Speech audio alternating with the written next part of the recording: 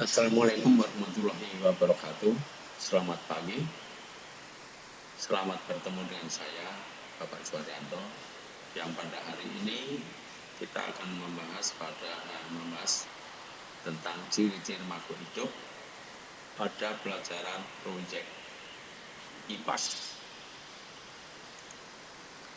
Tujuan pembelajaran kali ini diharapkan setelah kalian mempelajari materi ciri-ciri makhluk hidup, kalian bisa menjelaskan ciri-ciri makhluk hidup, dapat menjelaskan perbedaan serta persamaan tumbuhan dan hewan, dapat menjelaskan hubungan makhluk hidup dengan lingkungannya, dan dapat menjelaskan perkembangan makhluk hidup. Di dalam alam sekitar kita, dalam kehidupan sekitar kita, ada gejala alam biotik dan abiotik. Biotik adalah benda atau makhluk hidup, abiotik adalah benda mati atau makhluk tak hidup. Kamu bisa membedakan kan? Ya, makhluk hidup jelas berbeda dengan makhluk tak hidup. Makhluk atau benda memiliki ciri-ciri, misalnya memiliki massa atau berat, memiliki ruang, menempati ruang, butuh tempat. Kemudian terpengaruh oleh gravitasi, terpengaruh oleh suhu, dan terpengaruh oleh cahaya. Benda atau makhluk mengalami perubahan secara fisika dan perubahan secara kimia.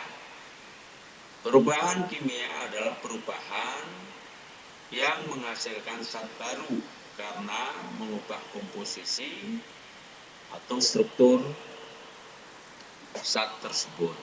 Sedangkan perubahan fisika adalah perubahan yang sifatnya tidak mengubah struktur, ya, hanya mengubah bentuk atau fisiknya saja. Kita lanjutkan. Ciri-ciri yang membedakan makhluk hidup dan dari makhluk tak hidup.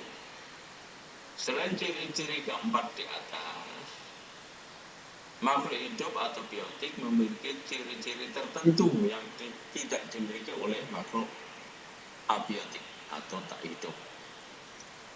Ciri-ciri makhluk hidup adalah: 1.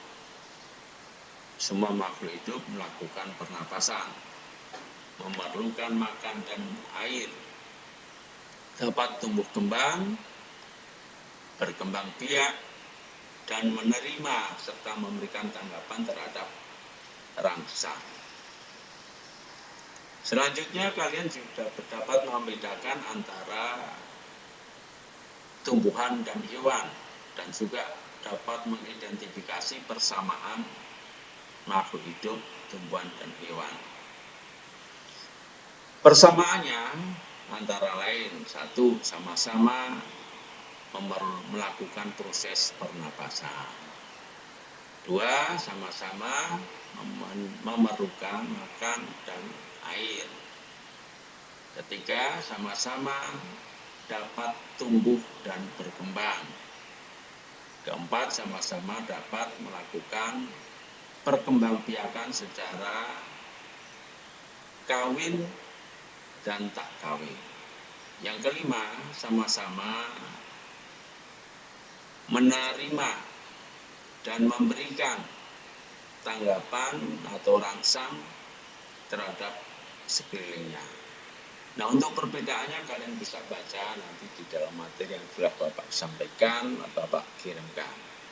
Jadi itu materi yang kita bahas mengenai ciri-ciri makhluk hidup. Selanjutnya ada tugas untuk kalian untuk memperdalam atau menguatkan pemahaman kalian. Sekarang ini lagi tren, ada virus corona begitu populer diperbincangkan. Sebagian para ahli ada yang mengatakan makhluk tersebut sebagai makhluk hidup, akan tetapi juga ada yang sebagian mengatakan bahwa virus merupakan makhluk tak hidup. Dengan berpatokan 5 ciri secara fisiologi yang dimiliki oleh makhluk hidup, apa komentar Anda tentang status makhluk tersebut, tentang status virus tersebut? Masuk makhluk hidup kah atau makhluk tak hidup? Lanjut, yang nomor 2. Salah satu ciri makhluk hidup adalah berkembang biak. Pada tumbuhan, cara memperbanyak diri dapat dilakukan dengan berbagai cara.